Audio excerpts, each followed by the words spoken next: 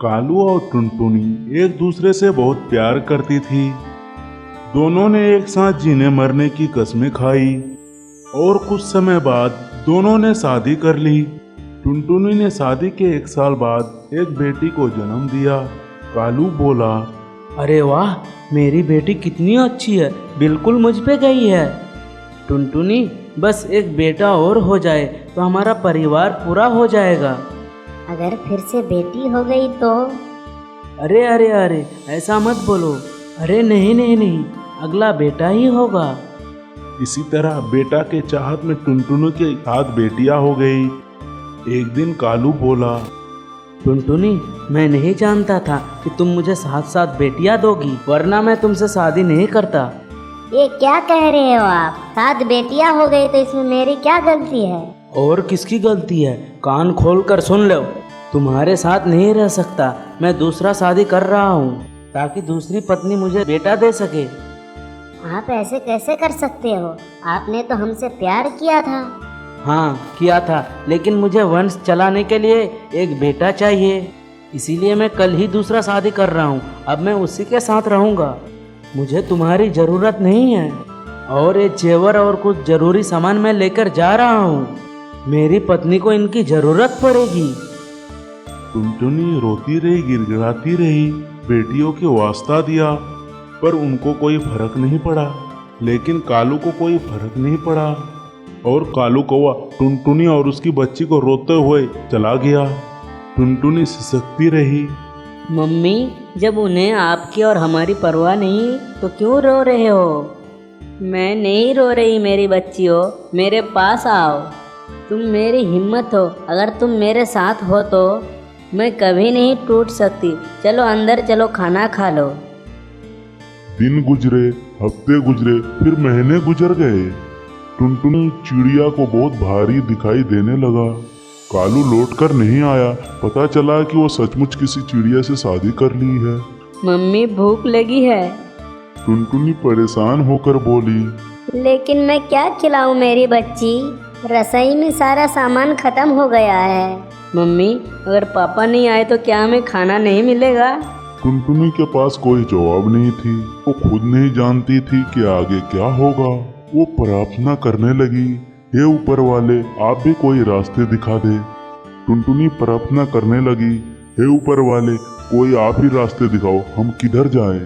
टुनटुनी 7 बेटी को लेकर जंगल में चला जाता है कुछ खाने की तलाश में।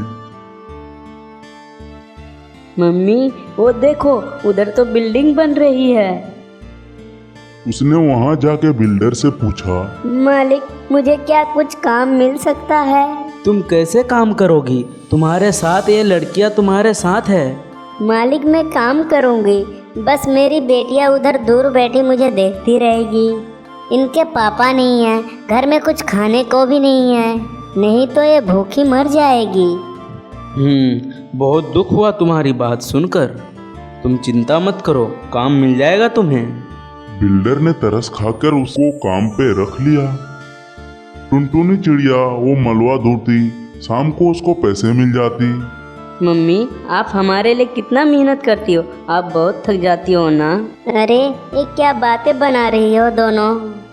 टुनटुनी, ये सारे मलवा यहाँ से उठा के जल्दी फेंक दो, आज मैडम आ रही है। मैडम? हाँ हाँ, मालकिन बहुत अमीर है। उन्हें आधे अधूरे बिल्कुल सुस्त काम पसंद नहीं है। टुनटुनी चिड़िया जल्दी वहां से मलवा हटाने लगी। तभी गाड़ी का हॉर्न सुन के वो रुक गई। चारों तरफ अफरा तफरी मच गई। एक पक्षी बोला, मैडम आ गई, मैडम आ गई, मैडम आ गया। टुनटुनी चिड़िया उसे देखती ही रह गई। तुम यहाँ टुनटुनी, ये सब क्या है? और तू इस हाल में? तेरे सर पे और हाथ में फावड़ा, यकीन नहीं हो रहा है। तुम तो कालू से शादी कर ली थी। मेरी छोड़, पर तूने तो इतनी बड़ी हस्ती बना ली। चल अंदर आ, दोनों बैठकर बातें करते हैं। वो दोनों बातें करने लगी। बस यही कहानी है मेरी लाडो। कालू ने मुझे धोखा दिया और आज मेरी 7 बेटियों के ये हालत है। लेकिन तू तो बहुत अमीर हो गई है। हाँ टुनटुनी, पढ़ाई खत्म होते ही मैं कबूतर से शादी कर ली और ये सब ठाट बाट सब उन्हीं की दी है। टुनटुनी ने लाडू चुड़िया की मदद से अपनी बर्गर की दुकान खोल ली। अब टुनटुनी चुड़िया बहुत खुश थी। एक दिन टुनटुनी चुड़िया लाडो चुड़िया के पास पहुंची पैसे लेकर। लाडो, तुमने मेरी बहुत मदद की है। तुम मेरी सोते हिम्मत को जगाया है, वरना मैं हालात इतनी बुरी हो गई थी कि मैं सातों बेटी के साथ आत्महत्या करने जा रहा था। ऐसे नहीं बोलते टुनटुनी, हिम्मत है तो सब है। वो तो ठीक है, पर तेरे एहसान मैं कभी नहीं भूलूंगी। ये ले अपनी पहली कैश, बाकी मैं महीने महीने चुकाती रहूंगी। जब टुनटुनी घर पहुंची तो उसने कालू को बैठे हुए मिला। उसने गुस्से से उन्हें पूछा, तुम्हारी हिम्मत कैसे हुई इस घर में घुसने की? टुनटुनी चिड़िया, मुझे माफ़ कर दो। जानती हो, जिससे मैंने शादी की थी वो मेरे जेवर हर सामान लेकर भाग गई। मैं बेटे की चाहत में अंधा हो गया था, लेकिन अब मेरी आंखें खुल गई है। मुझे माफ़ कर दो टुनटुनी, माफ़ कर दो मुझे। तुम चले जाओ यहाँ से और कभी लौट कर मत आना, क्योंकि इन 7 बेटी की गरीब माँ ने अपनी पैरों पर खड़ा होना सीख लिया। कालू कौवा वहां से शर्मिंदा होकर चला गया और टुनटुनी ने दरवाजा बंद कर लिया और वो अपनी 7 बेटियों के साथ बहुत खुश रहती थी।